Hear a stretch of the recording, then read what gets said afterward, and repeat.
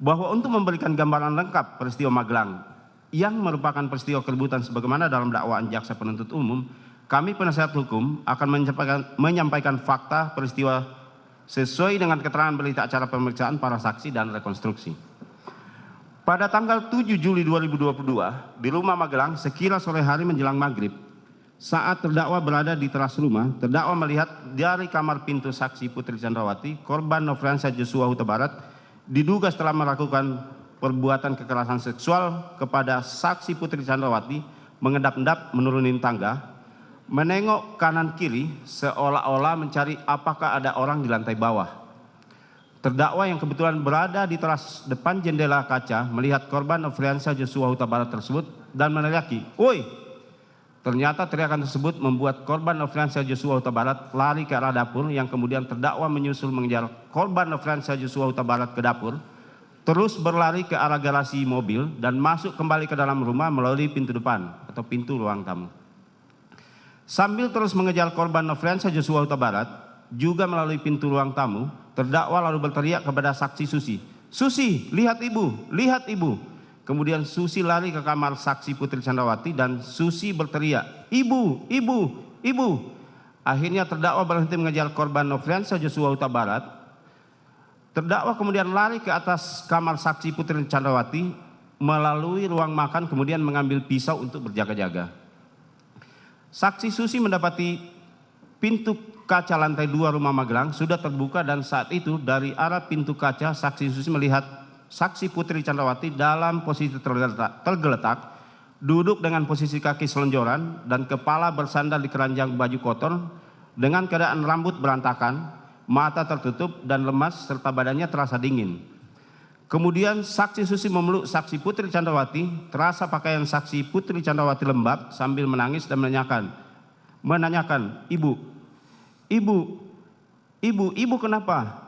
Kalau butuh apa-apa panggil bibi." Lalu terdakwa lari menghampiri Susi dan saksi Putri Chandrawati membantu memapa saksi Putri Chandrawati menuju kamar tidurnya yang berada di lantai 2. Saat itu saksi Susi memapa saksi Putri Chandrawati dengan memegang tubuh ibu bagian pinggang, dan saksi Putri Chandrawati menghadap saksi Susi dan memeluk saksi Susi. Sedangkan terdakwa berada di belakang saksi Putri Chandrawati. Sesampai di dalam kamar tidur, saksi Putri Chandrawati, saksi Susi merapikan sprei, bantal dan kasur yang berantakan. Setelah saksi Susi merapikan kasur, saksi Susi dan terdakwa langsung membantu merebahkan tubuh saksi Putri Chandrawati di atas kasur kamar tidurnya. Saksi Susi membalurkan minyak kayu putih ke kaki saksi Putri Chandrawati.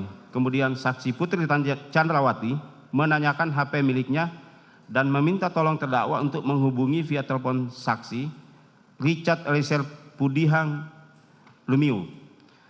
Kemudian saksi Riki Rizal Wibowo setelah tiba dari SMA Taruna Nusantara langsung naik ke kamar saksi Putri Chandrawati di lantai 2. Setelah saksi Riki Rizal Wibowo ada di dalam kamar saksi Putri Chandrawati, saksi Putri Chandrawati minta tolong kepada saksi Riki Rizal Wibowo untuk memanggil terdakwa. Kemudian saksi Riki Rizal Wibowo turun ke lantai 1 untuk memanggil terdakwa. Lalu terdakwa Kuat Ma'ruf dan saksi Riki Rizal Wibowo naik ke kamar saksi Putri Chandrawati di lantai 2. Saat itu, saksi Putri Chandrawati menenangkan terdakwa agar tidak terjadi keributan antara terdakwa dan korban Nofriansah Joshua Huta Barat. Lalu terdakwa menyampaikan kepada saksi Putri Chandrawati, "Ibu harus lapor bapak supaya tidak jadi duri dalam rumah tangga ibu." Lalu saksi Putri Chandrawati menyuruh terdakwa turun dan meminta saksi Riki Rizal Wibowo untuk memanggil korban Nofriansah Joshua Huta Barat. Kemudian saksi Riki Rizal Wibowo dan korban Nofriansah Joshua Huta Barat naik ke kamar saksi Putri Chandrawati lantai 2. Saat itu saksi Putri Chandrawati meminta korban Nofriansah Joshua Huta Barat agar tidak terjadi keributan, dan saksi Putri Chandrawati saat itu mengatakan, "Saya mengampuni perbuatanmu yang keji terhadap saya, tapi saya minta kamu untuk resign." Saat saksi Putri Chandrawati mengatakan hal tersebut, posisi saksi Riki Rizal Wibowo berada di dekat pintu kasa dan saksi Putri Chandrawati melihatnya. Lalu korban Nofriansah Joshua Huta Barat menangis, meminta maaf, meminta ampun, dan selanjutnya terdakwa meminta saksi Riki Rizal Wibowo dan korban Nofriansah Joshua Huta Barat untuk turun. Lalu pada tanggal 8 Juli 2022, sekira dini hari, saksi Putri Chandrawati menelpon saksi Ferdisambo sambil menangis dan ketakutan. Saksi Putri Chandrawati menyampaikan bahwa korban Nofriansah Joshua Huta Barat melakukan hal kurang ajar, yaitu masuk paksa ke dalam kamar saksi Putri Chandrawati. Saksi Putri Chandrawati meminta agar pagi hari kembali ke Jakarta. Saksi Putri Chandrawati juga meminta saksi Ferdisambo agar tidak menelpon siapapun yang berada di rumah Magelang guna menghindari keributan yang semakin besar dan kemungkinan terjadinya baku tembak.